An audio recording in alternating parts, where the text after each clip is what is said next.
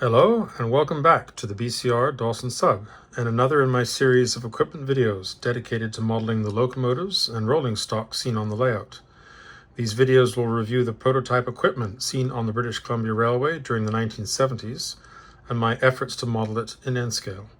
And where possible, I will also offer comments with respect to HO scale options for the cars.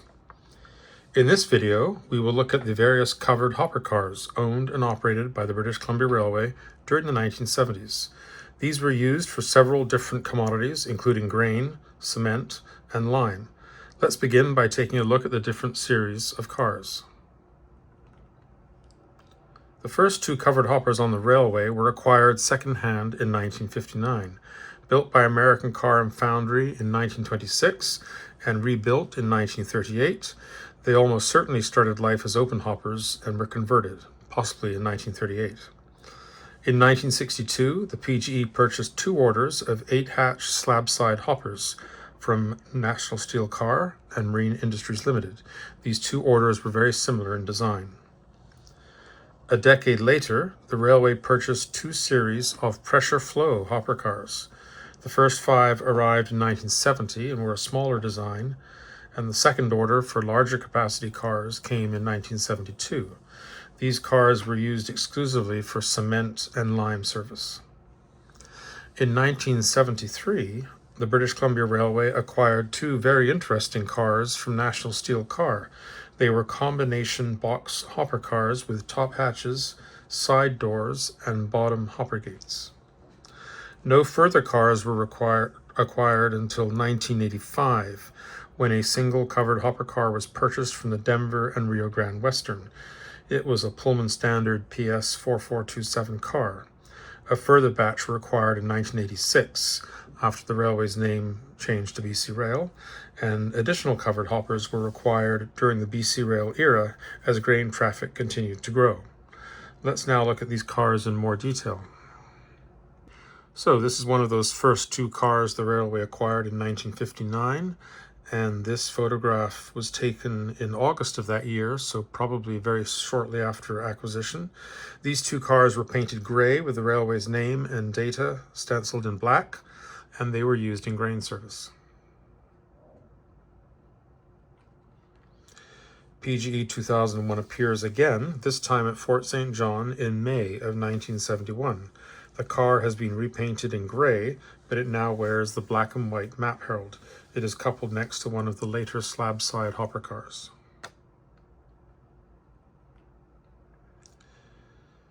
PGE 2101 is seen upon completion at National Steel Car in Hamilton, Ontario in May of 1962.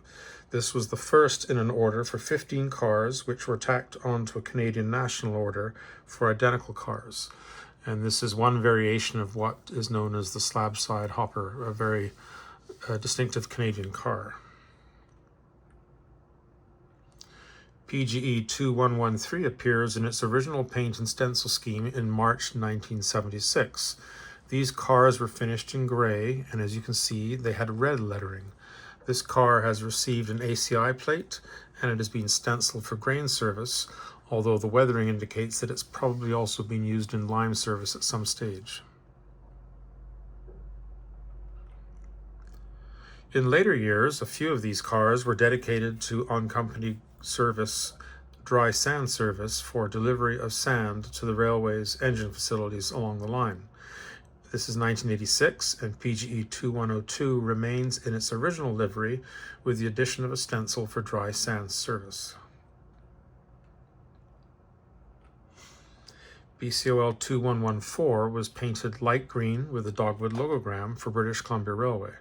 Additional stencils include an FRA wheel inspection symbol, a consolidated stencil, and an ACI plate. BCOL 2103 was repainted gray with the BCR dogwood logogram. Curiously, it wears a 40-inch dogwood and a 20-inch high railway name. The car has not been stenciled for any particular service. BCOL 2113 was a late BCR repaint into dark green with a 20-inch dogwood logogram. The car is stenciled for grain service. BCOL 2109 received an identical paint scheme to 2113. The car is painted dark green with the 20-inch dogwood logogram. The car is stenciled for grain service. It was photographed in North Vancouver in March of 1983, 1 month after being repainted. I photographed BCOL 2105 at Prince George in July of 2002. At this point, the car was in dry sand service and is seen near the engine terminal at Prince George. This car was repainted in dark green in 1985 with the interim BC Rail logogram. The cars that were in dry sand service lasted a very long time. I photographed BCOL 2103 at Prince George in July of 2009. This is 4 years after the CN takeover of BC Rail. PGE 2116 was the first of 10 cars belonging to the second order. These arrived in October of 1962, and they were added to a Canadian Pacific order for additional cars.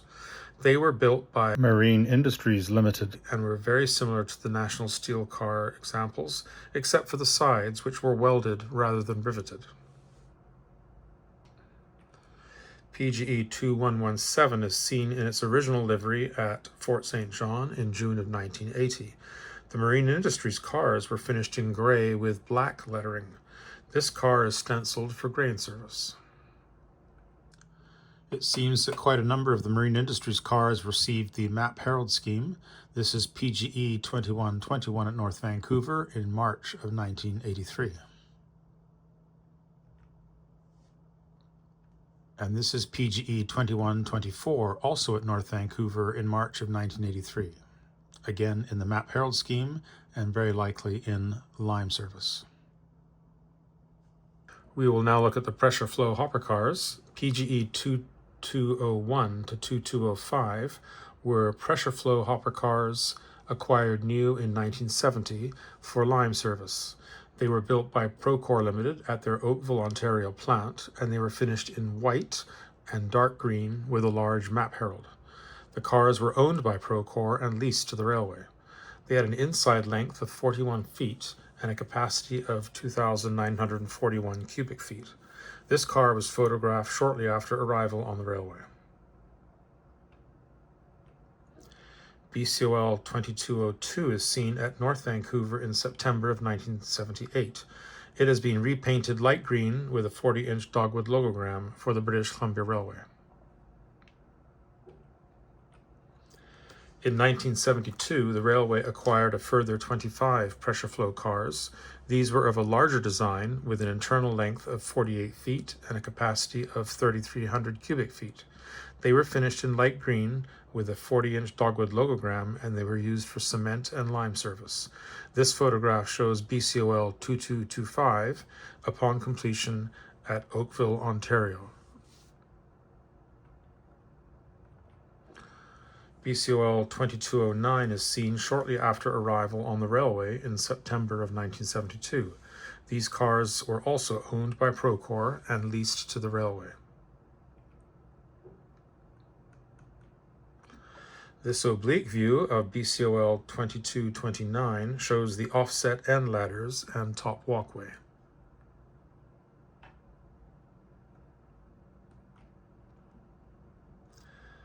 The shipment of lime took its toll on hopper cars with a distinctive white coating staining the cars over time. This is BCOL 2222, seen in North Vancouver in June of 1985. BCOL 2223 is awaiting loading at Pavilion in April of 1988. The dimensional data has been reapplied over a dark green patch paint. I photographed BCOL 2224 at Chetwynd in July of 2000. The weathering is typical of these cars in later years. As the railway transitioned from British Columbia Railway to BC Rail, a number of cars received the interim logogram, although not very many. And the only pressure flow car to receive this logo was 2228, seen here at Pavilion in July of 1994. As mentioned, in 1973, the railway acquired two very unique cars from National Steel Car in the form of combination box hopper cars. They were built in 1969 and 1970 as part of a government-funded program designed to test the feasibility of cars which could haul different commodities. This was the larger of the two cars, and it came to the British Columbia Railway after several years of testing on Canadian National. BCOL 2126 was painted dark green with white side doors and a large NSC logogram. BCOL 2126 is seen at Prince George in June of 1974. While these cars were capable of carrying dry commodities other than grain, the British Columbia Railway used them exclusively in grain service during their tenure on the railway. In 1977, the two cars were leased to the Milwaukee Road for a time, and they wore two heralds. The NSC logogram has been painted out, and logograms for the Milwaukee Road and British Columbia Railway applied. The cars returned to the British Columbia Railway after the Milwaukee Road's closure, and they served the railway until 1989. The second car was smaller, and it was painted white with gray ends and gray bottom. It also wore the maple leaf on the side doors and the large NSC logogram in green. BCOL 2127 is seen upon return from the Milwaukee Road. It's here in the Fraser Valley, now wearing a British Columbia Railway dogwood logogram.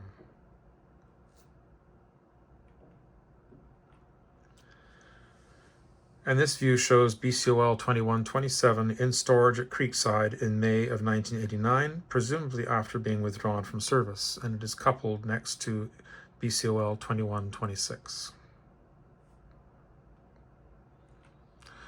And I thought I would include this car because it was acquired immediately prior to the railway changing its name to BC Rail, so technically it was a British Columbia Railway car. BCOL 2300 was acquired from the Denver and Rio Grande Western. This is what's known as a Pullman Standard PS 4427 covered hopper, and it's the high-sided variety of that car. And this is probably one of the very last cars to be repainted for the British Columbia Railway. This is another view of that car showing the high sides. There was also a low-sided variant of the Pullman Standard 4427 hopper. A further 20 cars of this type were acquired from the Rio Grande in 1986, but they arrived following the railway's name change to BC Rail. Let's now look at how these covered hoppers were utilized. Cars in grain service were loaded at elevators in Ground Birch, Dawson Creek, Taylor, Fort St. John, and Buick. This photograph shows two slab side hoppers being loaded at the Western Agri-Service Complex in Dawson Creek. Grain products were shipped west to Prince Rupert for export, south to farmers in the Fraser Valley, over to Vancouver Island, and also south into the United States. This photograph shows two BCOL hopper cars at Top Shelf Feeds in Duncan, BC on Vancouver Island. BCOL 2302 was one of the later Denver and Rio Grande Western cars. Lime was used to make cement for oil well casings, and it was loaded into cars at Lime and Pavilion on the Lillooet subdivision and then shipped north to Dawson Creek and Fort St. John.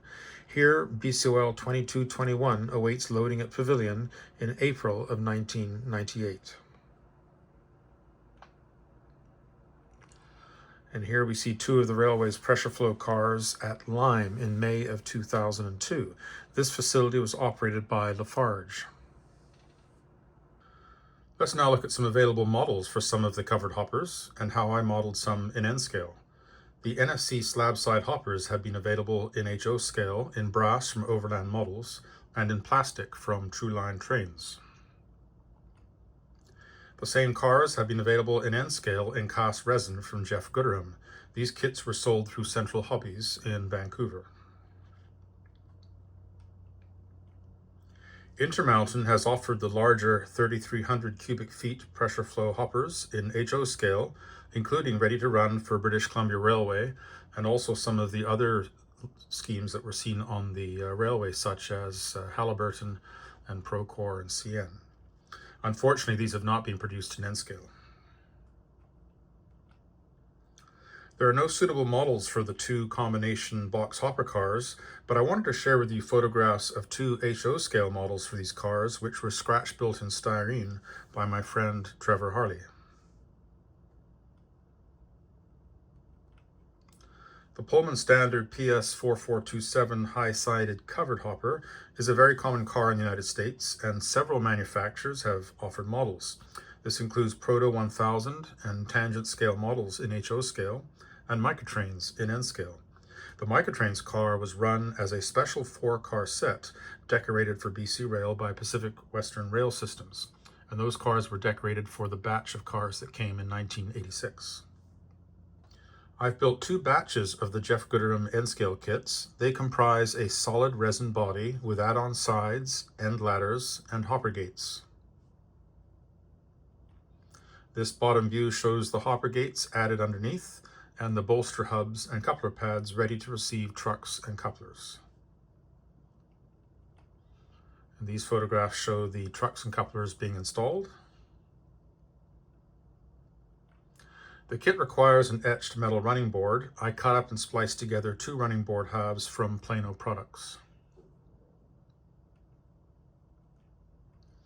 I installed Microtrains brake wheels and etched brake platforms underneath, and I fashioned a top corner grab iron from brass wire. The cars were painted gray and gloss coated in preparation for decals.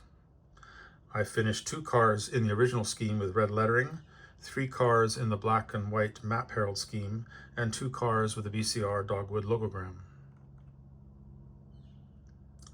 This is a close-up of car number 2110 in the original livery with red lettering.